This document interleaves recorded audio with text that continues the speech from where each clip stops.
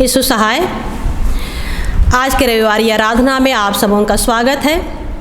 आइए आज की आराधना को आरंभ करते हुए हम साक्ष्य वाणी से गीत गाएंगे। साक्ष्य वाणी गीत नंबर 121। साक्ष्य वाणी गीत नंबर 121।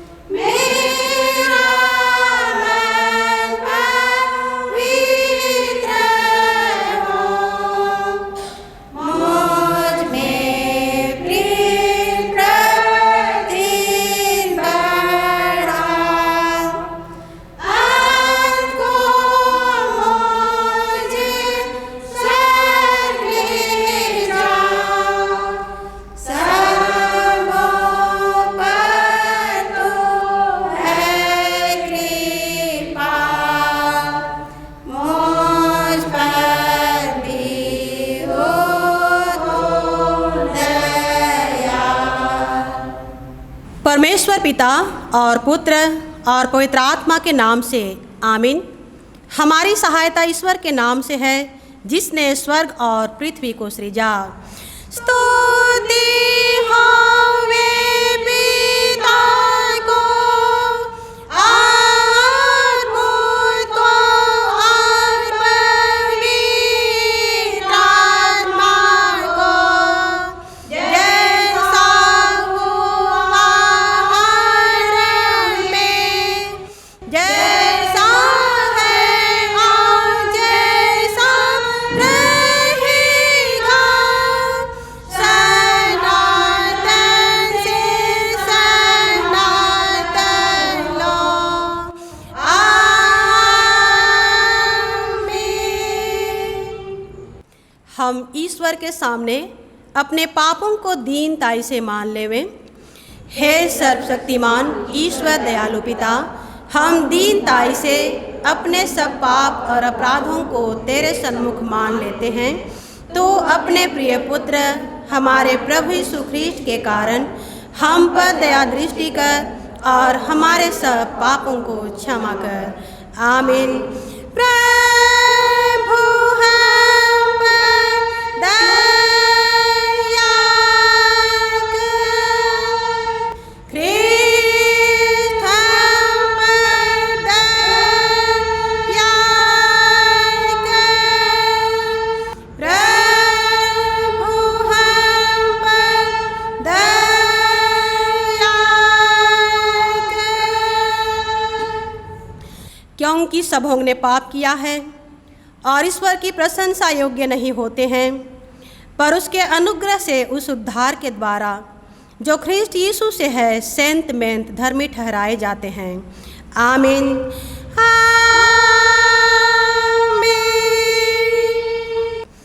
सबसे ऊंचे स्थान में ईश्वर का गुणानुवाद हो।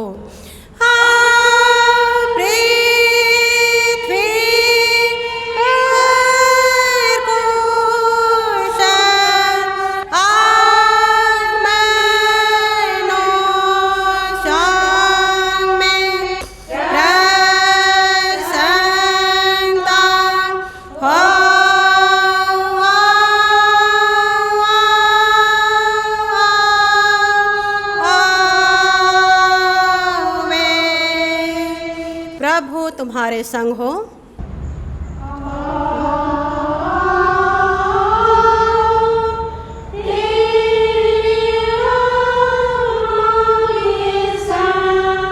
हम प्रार्थना करें। हे प्रिय प्रभु स्वर्गवासी पिता, हम तेरा धन्यवाद करते हैं कि तू अपनी कृपा से हमारा विनाश नहीं चाहता है, परंतु कि हम अपना मन तेरी ओर फिराएं और बच जाएं।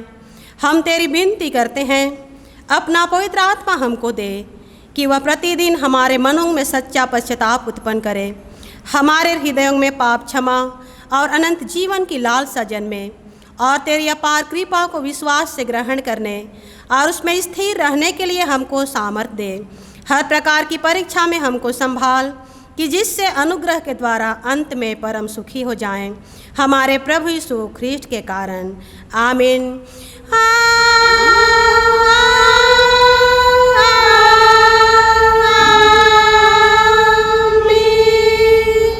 आज के लिए ठहराया गया पवित्र पाठ वचन है प्रेरित क्रिया अध्याय 16 पद संख्या 9 से 15। प्रेरित क्रिया 16 अध्याय 9 से 15 पद तक। और इस वचन को बहन दीप्ति होरो पढ़ने में अगुवाई करेंगी। वहाँ पौलुस ने रात को एक दर्शन देखा कि एक मकुदुनी पुरुष खड़ा हुआ उससे विनती कर रहा है, पार उतरकर मकुदुनिया में आ और हमारी सहायता कर। उसके यह दर्शन देखते ही हमने तुरंत मकिदुनिया जाना चाहा, यह समझकर कि परमेश्वर ने हमें उन्हें सुसमाचार सुनाने के लिए बुलाया है। इसलिए त्रोआस से जहाज़ खोलकर हम सीधे सुमात्रा के और दूसरे दिन नियापुलिस में आए। वहाँ से हम फिलिपी पहुँचे, जो मकिदुनिया प्रांत का मुख्य नगर और रोमियों की बस्ती है, और हम उस नगर में कुछ दिन तक रहे। सब्त के दिन हम नगर के फाटक के बाहर नदी के किनारे यह समझ कर गए कि वहाँ प्रार्थना करने का स्थान होगा, और बैठकर उन स्त्रियों से जो इकट्ठी हुई थी बातें करने लगे। लुदिया नामक थुयाथिरा नामक की बैंजनी कपड़े बेचने वाली एक भक्त स्त्री सुन रही थी। प्रभु ने उसका मन खोला कि वह पौलुस की बातों को चित्त लगाए।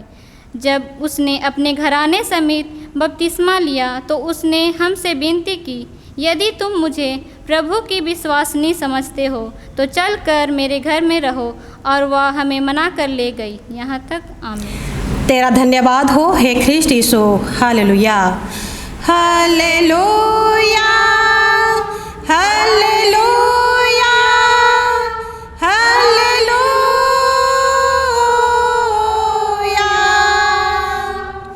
अब हम समस्त क्रिस्टियानी कलीसिया के संग अपना महापवित्र विश्वास मान लेके यूँ कहें, मैं विश्वास करती हूँ परमेश्वर पिता पर, जो स्वर्ग और पृथ्वी का सर्वशक्तिमान सृजनहार है, और उसके इकलौते पुत्र अपने प्रभु यीशु ख्रीस्त पर, जो पवित्र आत्मा से गर्भ में आया, कुंवारी मरियम से उत्पन्न हुआ, पंतुस पिलातुस की आज्ञा से दुख उठाया, क्रूस पर चढ़ाया गया, मर गया और गाड़ा गया, पाताल में उतरा, तीसरे दिन मृतकों में से जी उठा, स्वर्ग पर चढ़ गया और परमेश्वर सर्वशक्तिमान पिता के दाहिने हाथ बैठा है, जहाँ से वह जीवितों और मृतकों का विचार करने को फिर आएगा।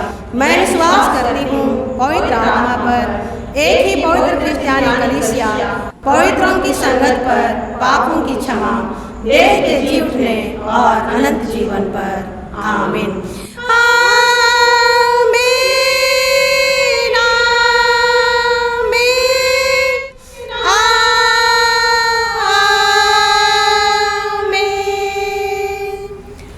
आराधना के लगातार में हम दूसरा गीत गाएंगे। गीत के बोल हैं, दिल कर गहराई से यीशु मोय तो के धन्यवाद देवो ना, दिल कर गहराई से यीशु मोय तो के धन्यवाद देवो ना।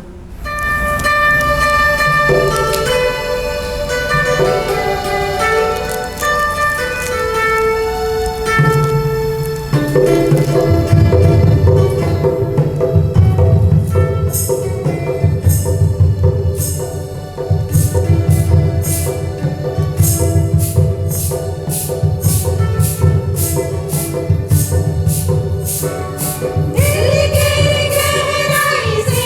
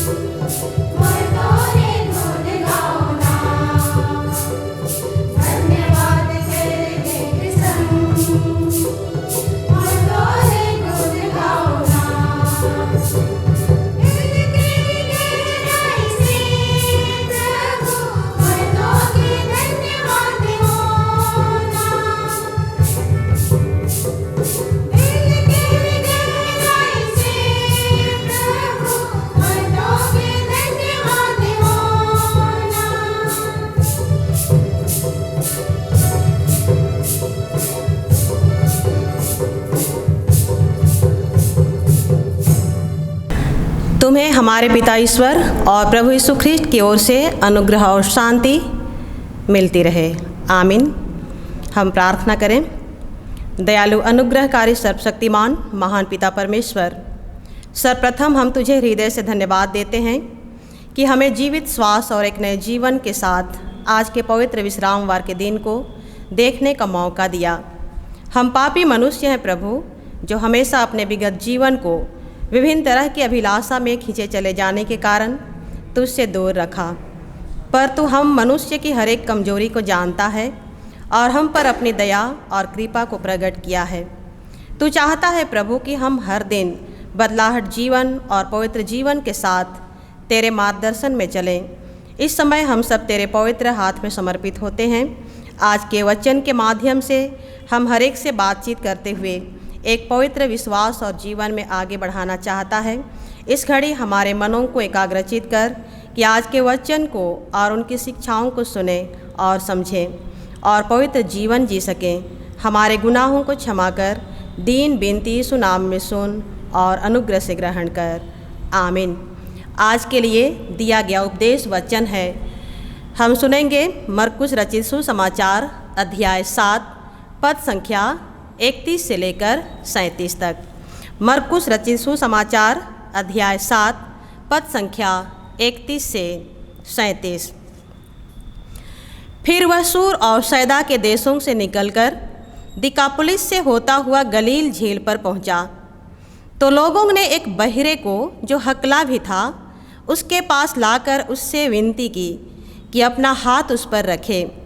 तब वह उसको भीड़ से अलग ले गया और अपनी उंगलियां उसके कानों में डाली और थूक कर उसकी जीभ को छुआ और स्वर्ग की ओर देखकर आह भरी और उससे कहा, इफ्तह, अर्थात खुल जा। उसके कान खुल गए और उसकी जीभ की गांठ भी खुल गई और वह साफ साफ बोलने लगा। तब उसने उन्हें चिताया कि किसी से न कहना, परंतु जितना उसने उन्हें चिताया उतना ही वे और प्रचार करने लगे। वे बहुत ही आश्चर्य में होकर कहने लगे, उसने जो कुछ किया सब अच्छा किया।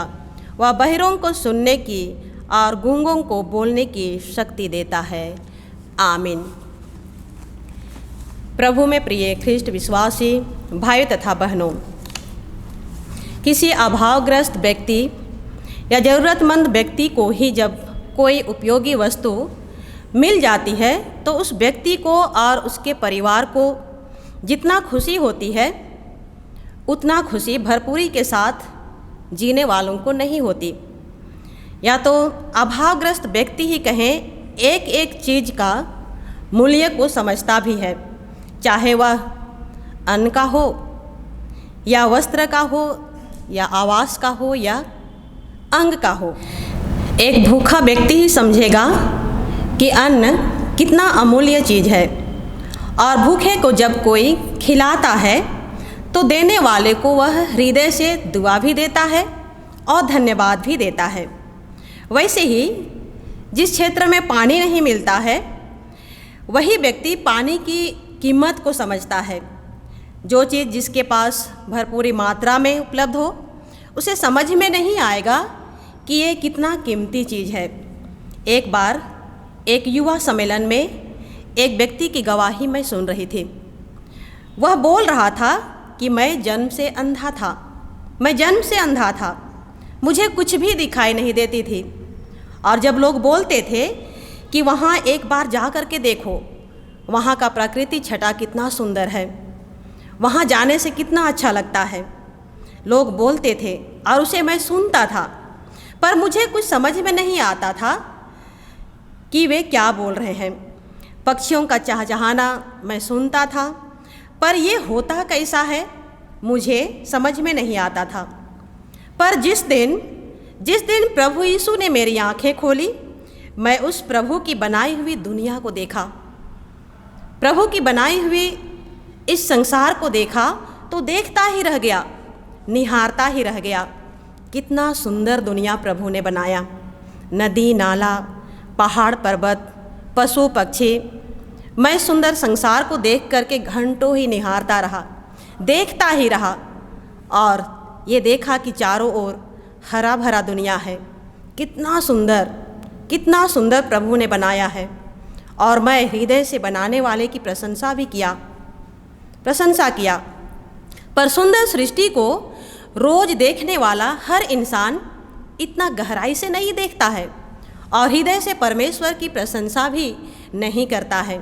राजा दाऊद भी परमेश्वर की सृष्टि को देखा, गहराई से देखा और उसकी महानता को स्वीकारा भी, और भजन संहिता 19 में वो गाया भी है। वो कहता है कि आकाश परमेश्वर की महिमा का वर्णन कर रहा है और आकाश मंडल उसकी हस्तकला को प्रकट कर रहा है। मैं एक गीत सुन रही थी, जिसने इस गीत को रचा है जरूर परमेश्वर के ऐसे सृष्टि को गहराई से देखा होगा और अनुभव भी किया होगा, महसूस किया, और इसी कारण से वो प्रकृति छटा को महसूस करके लिपिबद्ध भी किया है। वो लिखा है कि हरा भरा धरती, रंग बिरंग फूल, धूप छाँव है माटी संगे धूल, धरती आकाश और जंगल पहाड़, सुंदर देखा सारा संसार, पर सबसे सुंदर प्रभु तोय बना ले मनवा। हम सब परमेश्वर की सबसे सुंदर सृष्टि हैं। परमेश्वर हम मनुष्य को सबसे सुंदर बनाया है, इसलिए हर बात के लिए उस परमेश्वर को, हम मनुष्य जाति को हृदय से परमेश्वर को धन्यवाद देना चाहिए और उसकी महिमा करनी चाहिए। आज के पवित्र वचन में प्रभु यीशु के द्वारा किया गया एक आश्चर्य क्रम की घटना है, जो दिकापुलिस क्षेत्र के गलील क्षेत्र के किनारे की घटना है।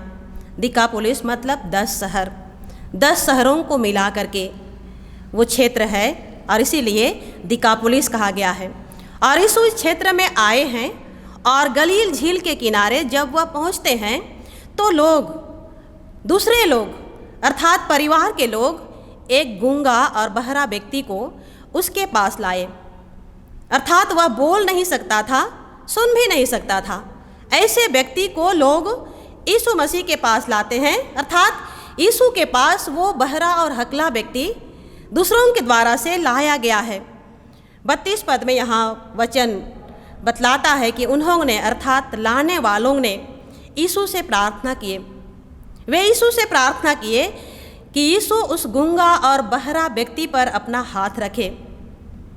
दूसरे लोग विनती किए कि यीशु उस व्यक्ति पर जो गूंगा है, बहरा है, उस पर हाथ रखे। क्यों विनती किए? उन्हें विश्वास था कि जब यीशु उसके सिर पर हाथ रखेंगे तो इस व्यक्ति के जीवन में कोई ना कोई परिवर्तन अवश्य ही होगा, अवश्य ही होगा। यहाँ एक विशेष बात देखते हैं और वो है विश्वास। हाँ, विश्वास।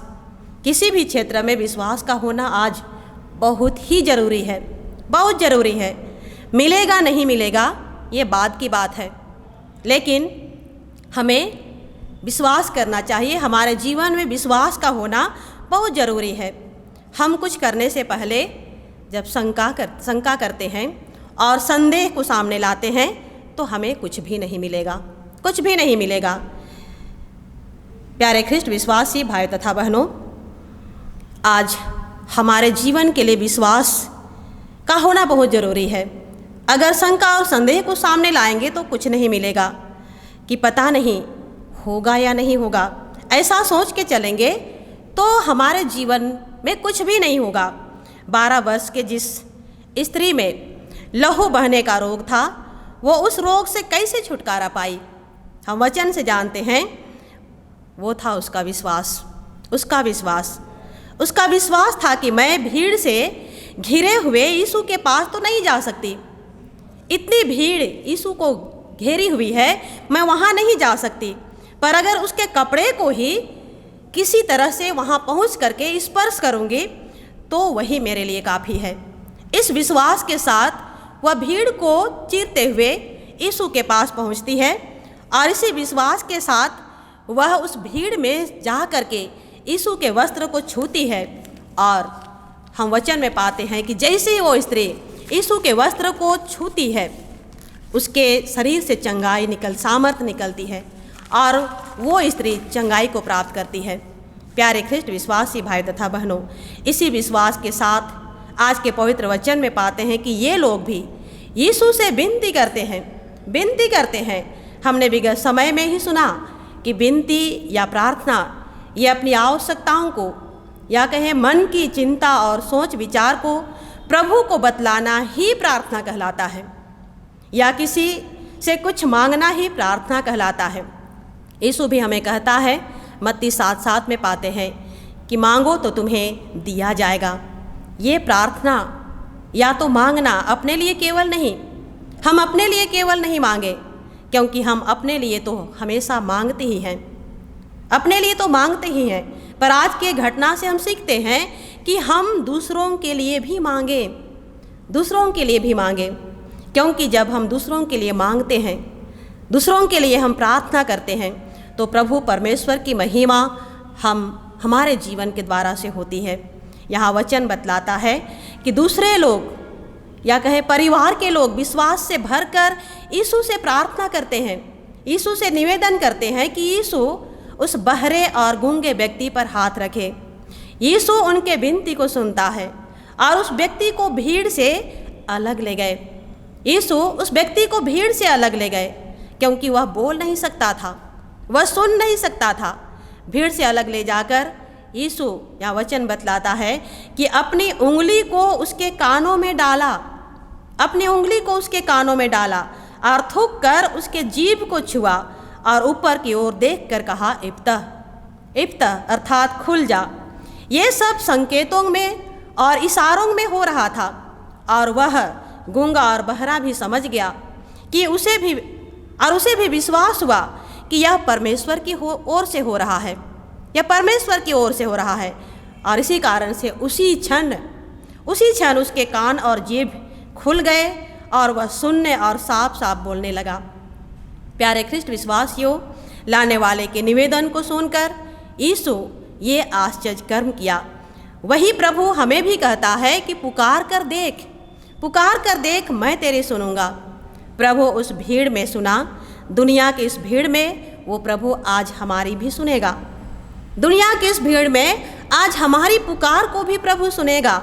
मैं 2 दिन पहले एक दोस्त से बात कर रही थी। वो कह रहा था कि अभी इस कोरोना के चलते सभी मंदिर, मस्जिद, गिरजाघर सब कुछ बंद पड़े हैं, बंद हो गए हैं, जबकि कोरोना काल में हमें उस धार्मिक स्थल पर जाते ही चंगाई मिल जानी चाहिए, पर सब बंद पड़े हैं।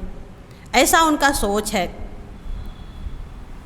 औरों का भी ऐसा सोच होगा, पर हम जानते हैं कि हमारा परमेश्वर प्रेमी परमेश्वर है और दयालु परमेश्वर है।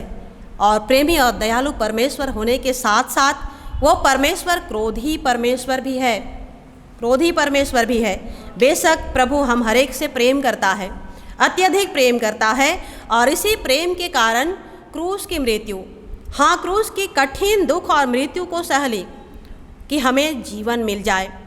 और हम हर दिन एक नए जीवन को आज पाते भी हैं, हर दिन एक नए जीवन को पाते हैं।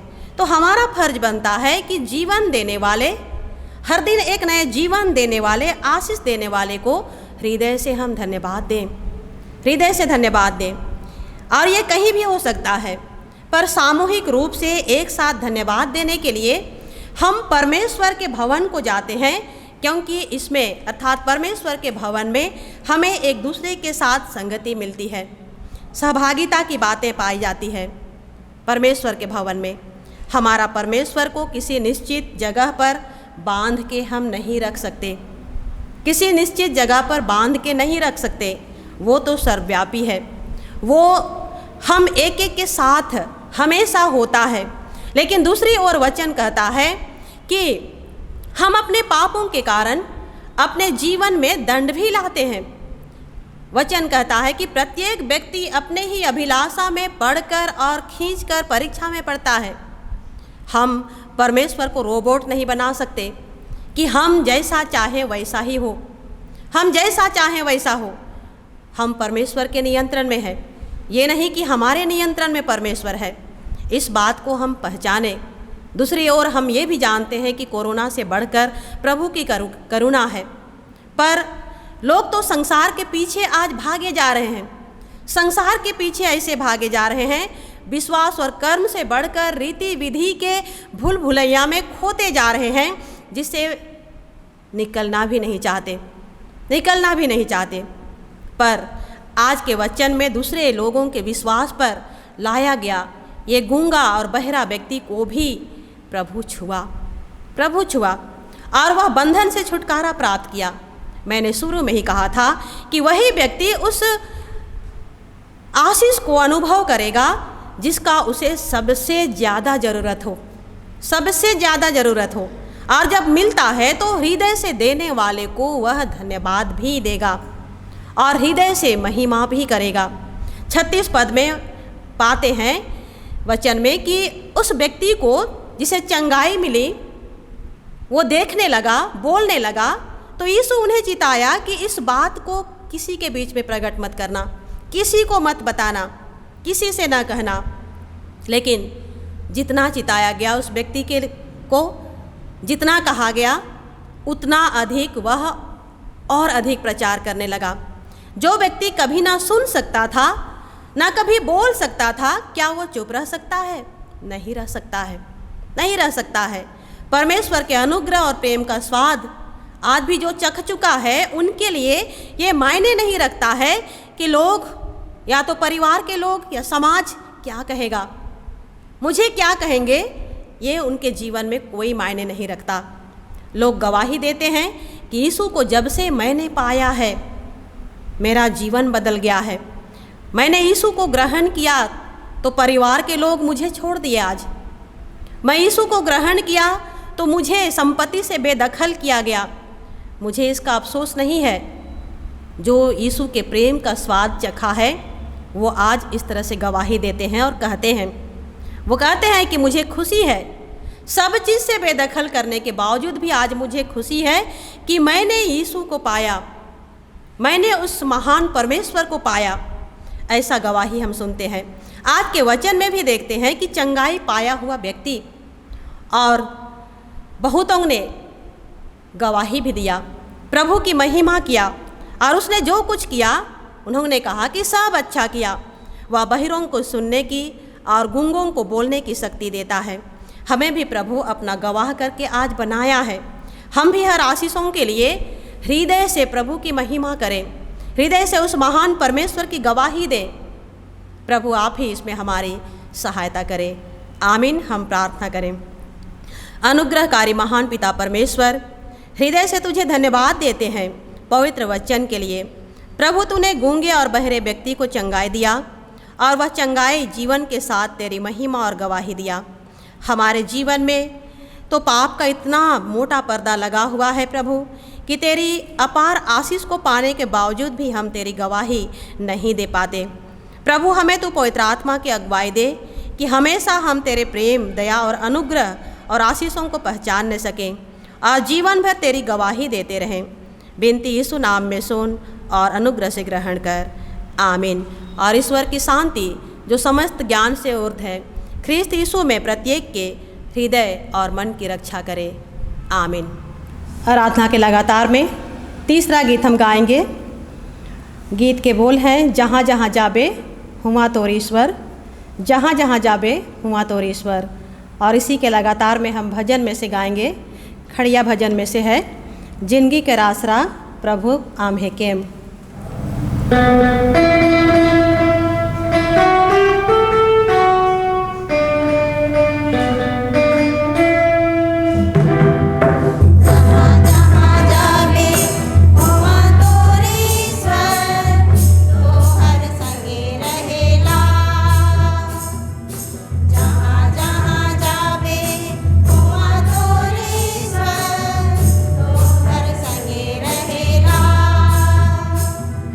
Me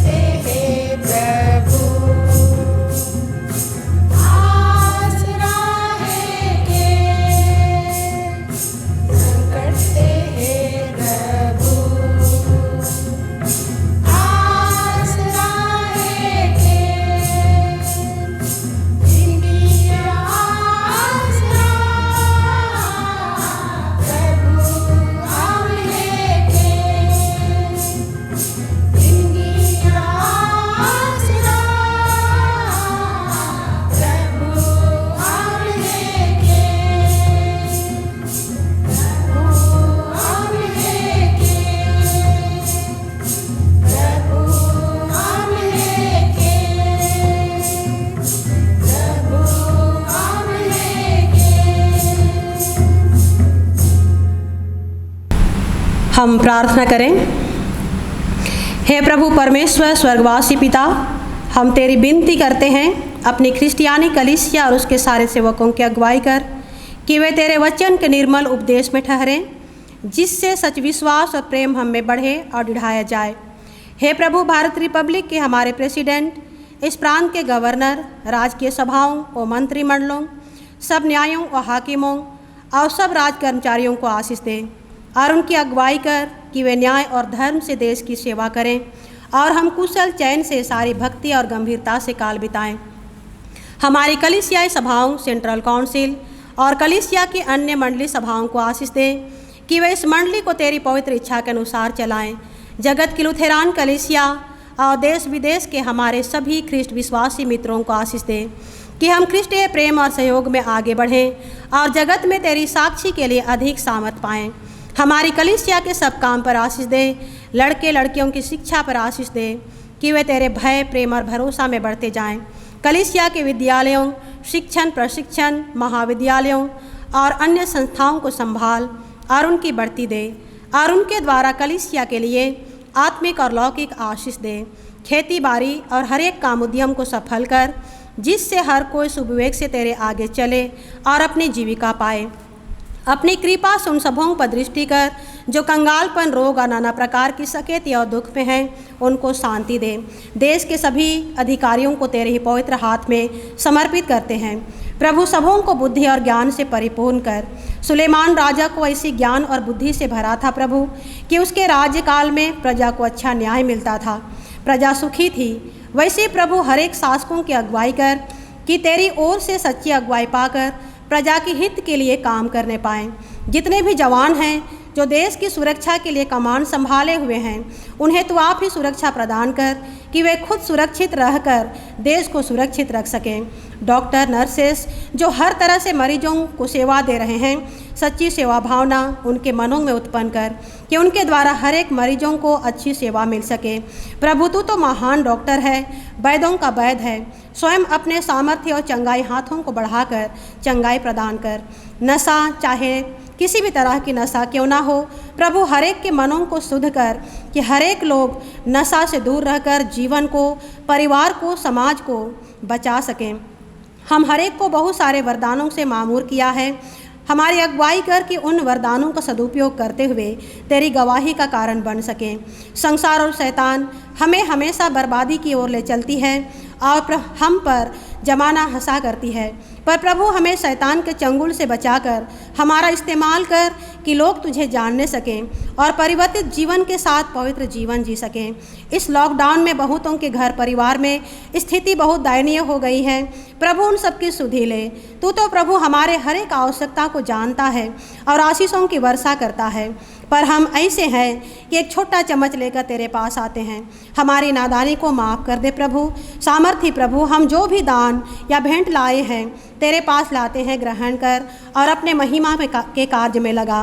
प्रार्थना पिता परमेश्वर, हमारी कलीसिया के सब भाई बहनों की रक्षा कर जो दूसरे देशों में चले गए हैं, कि वे सब जोखिम और परीक्षाओं में विश्वासी ठहरें। हम उनके लिए भी तेरी विनती करते हैं जो मंडली से निकाले गए व उलट हुए हैं, उन पर दया कर कि वे सच्चे पश्चाताप से तेरी ओर फिरें। सब मनुष्यों का त्राणी ठहर और उन पर जो अंधियारे में बैठे हैं मुक्ति का उजाला प्रकाश कर।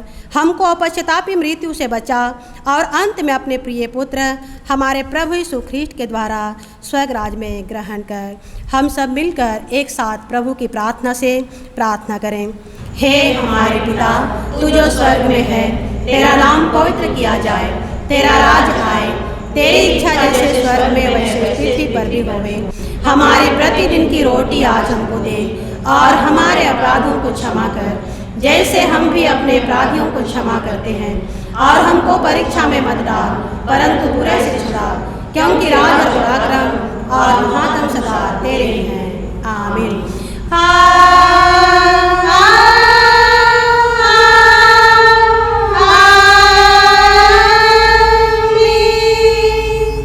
अब तो एक ईश्वर का आशीर्वाद विश्वासी और दीन मन से ग्रहण करें। परमेश्वर तुझे आशीष देवे और तेरी रक्षा करे। परमेश्वर अपना मुख तुझ पर प्रकाश करे और तुझ पर अनुग्रह करे। परमेश्वर अपना मुख तुझ पर प्रकाश करे और तुझे कुशल देवे। आमीन। आमीन। आमीन। आमीन। यीशु सहाय।